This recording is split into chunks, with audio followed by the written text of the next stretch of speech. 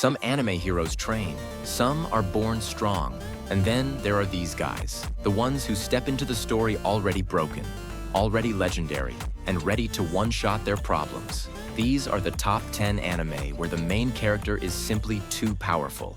Mashal. In a world ruled by magic, Mash has none. Zero. But he makes up for it with brute strength that breaks the logic of the world around him. Enrolled in a magic school where spells are everything, Mash relies on physical force to fake his way through classes, exams, and duels. He crushes magical barriers with punches and lifts weights heavier than most buildings. The story plays like a straight-faced parody, but the stakes rise fast, and Mash's journey becomes more intense with each challenge. It is Harry Potter if the gym teacher was the chosen one. Buffrey. I don't want to get hurt, so I'll max out my defense. Maple just wants to enjoy her VR ammo without taking damage, so she dumps all her points into defense. The result? She becomes so tanky that nothing can hurt her, and everything she touches ends up broken. Without meaning to, she unlocks hidden skills, breaks boss fights, and turns into a walking fortress of cuteness and chaos. The game can't keep up, and the devs basically have to patch the universe around her. It's wholesome, unpredictable, and a great twist on the usual overpowered gamer trope. Black Clover. Asta was born without magic in a world where magic is everything. But instead of giving up, he trains his body to the limit and gains a mysterious anti-magic sword. While others cast spells, he slices them apart. His relentless spirit, combined with raw physical power and growing magical resistance, makes him one of the most dangerous characters on the battlefield. What starts as a classic underdog story quickly evolves into high-speed, high-stakes chaos, where Asta proves time and again that hard work really can beat talent. Spare me, great lord. Lushu lives in a modern world where people are awakening powers, and his is one of the most unpredictable. He grows stronger by making others feel negative emotions, which leads to some hilarious and creative trolling. But behind the comedy is a sharp, strategic mind. Lu Shu doesn't just overpower people. He manipulates the battlefield, keeps his abilities hidden, and builds power from the shadows. His rise is both clever and intimidating. One fan said, "He's the guy who'll smile while taking your entire squad down without lifting a finger." World Trigger. Mikumo seems like your typical quiet strategist, until you realize he's backed by one of the most broken characters in the entire series. Yuma Kuga. Short, silver-haired, and always smiling. Yuma isn't just strong.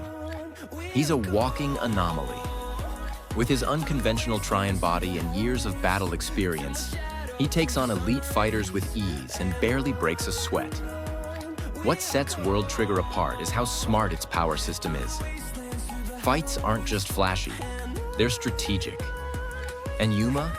He plays the game like a chess grandmaster with a rocket launcher. One comment put it best: if brains and broken combat instincts had a baby, it'd be Yuma. Mission: Yozakura family. Taiyo is a regular high school student until he's forced to marry into a powerful family of assassins to survive. Thrust into a world of spy gear, combat training, and covert missions, Taiyo evolves quickly. He goes from being a nervous wreck to a calm, calculated fighter who can stand toe-to-toe with elite killers. What makes this series stand out is the balance between fast-paced action and genuine emotional growth. Taiyo doesn't just survive.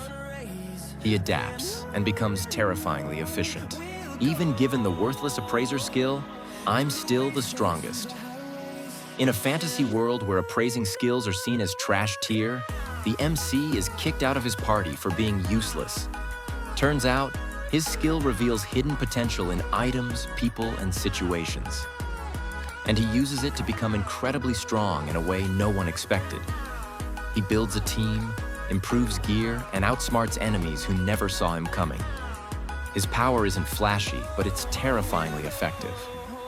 It's the ultimate revenge arc without going dark, and it's satisfying to watch every second of it. The Asen Newbie Adventurer.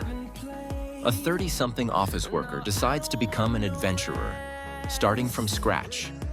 But his calm mindset, real-world experience, and dedication help him rise fast.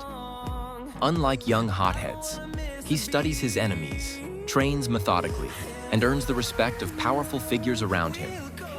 Before long, he's not just keeping up, he's dominating. It's a reminder that wisdom and maturity can outmatch youthful energy, and watching him quietly destroy expectations is incredibly rewarding. Uncle from another world.